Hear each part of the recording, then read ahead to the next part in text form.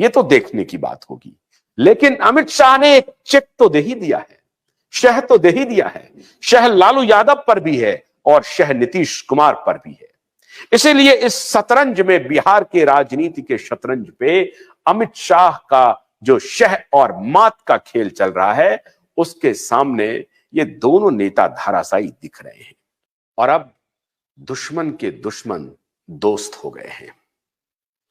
मतलब जिन दो संगठनों को, जिन दो राजनीतिक पार्टियों को धोखा देने का आरोप लगता है नीतीश कुमार के द्वारा, वो है आरजेडी और बीजेपी।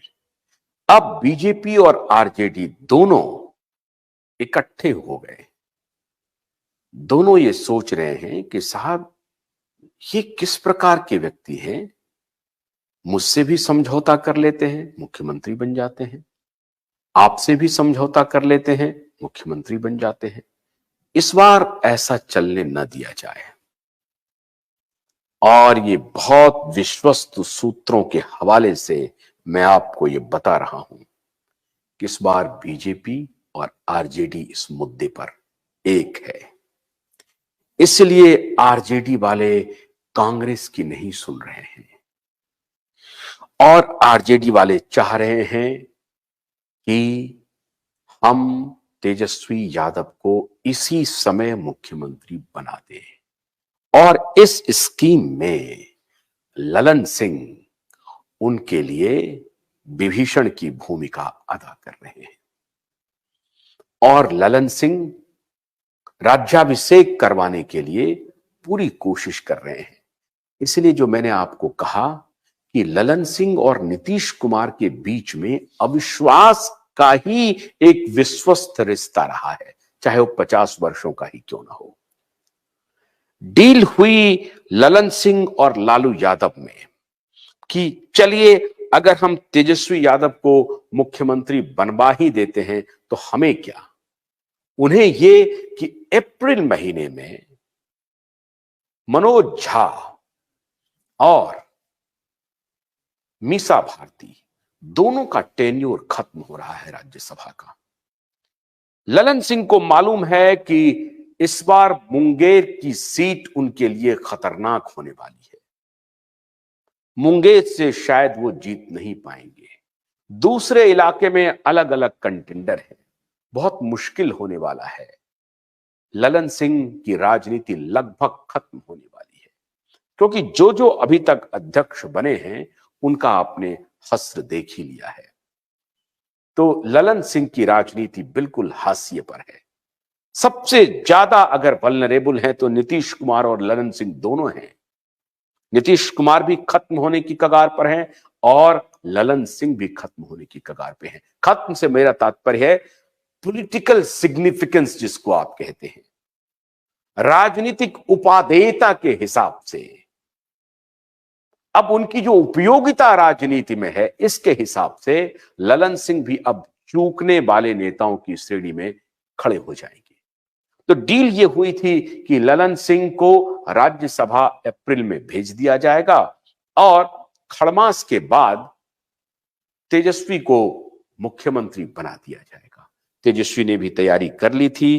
तेजस्वी हालांकि इस पक्ष में नहीं थे, लेकिन लालू, आपको मालूम है, राजनीति के बड़े खिलाड़ी हैं। लालू को यह मंजूर नहीं था कि तेजस्वी अब 2025 का इंतजार करे। लालू अभी अभी अभी इसी वक्त चाहते हैं तेजस्वी को मुख्यमंत्री बनाना। यह था सौदा लालू यादव का और नीति और ललन सिंह का। यह डील चल रही थी। अब भारतीय जनता पार्टी और आरजेडी दोनों के लिए यह माकूल स्थिति है कि अपने सबसे बड़े दुश्मन, जिनको कभी दोनों ने दोस्त बनाया था, उनको सबक सिखाया जाए।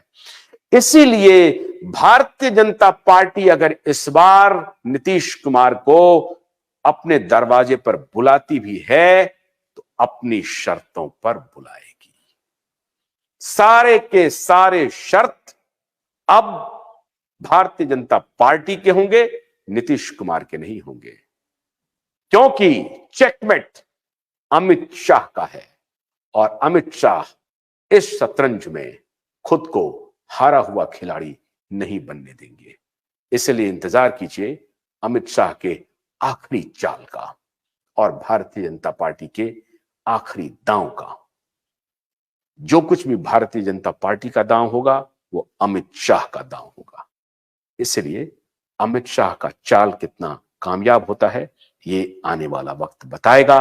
लेकिन इतना तो तय मान के चलिए कि बिहार में अब जो कुछ भी होगा अमित शाह और भारतीय जनता पार्टी के इशारे के बगैर नहीं होगा। बहुत बहुत शुक्रिया। नमस्कार।